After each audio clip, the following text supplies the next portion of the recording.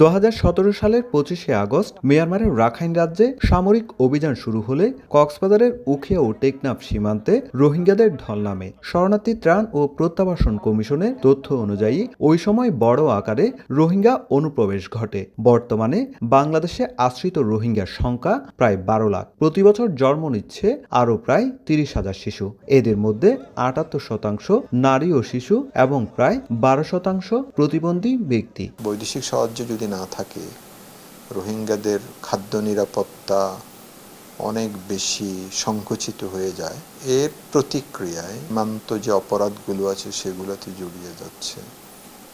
ক্যাম্পের মধ্যেও আইনশৃঙ্খলা পরিস্থিতির অবনতি ঘটছে।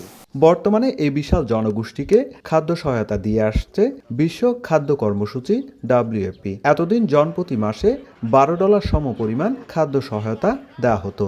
এবার নতুন ব্যবস্থায় রোহিঙ্গাদের 3টি ক্যাটাগরিতে ভাগ করা হচ্ছে। পরিবারের খাদ্য নিরাপত্তা অবস্থা ও সম্ভাব্য খাদ্য ঘাটতির ভিত্তিতে নির্ধারিত হবে সহায়তার পরিমাণ। ফলে 1 এপ্রিল থেকে ভিন্ন ভিন্ন হারে রেশন প্রদান করবে WFP।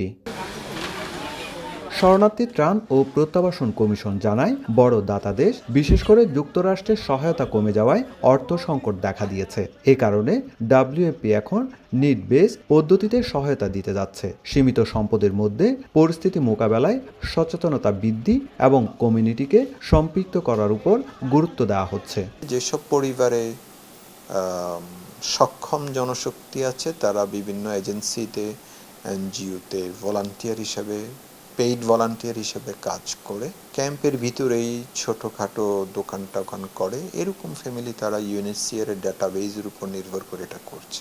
তবে এই সিদ্ধান্তে অসন্তোষ প্রকাশ করেছেন রোহিঙ্গা নেতারা। তাদের আশঙ্কা, সহায়তা কমে গেলে ক্যাম্পে অপরাধ প্রবণতা বাড়তে পারে।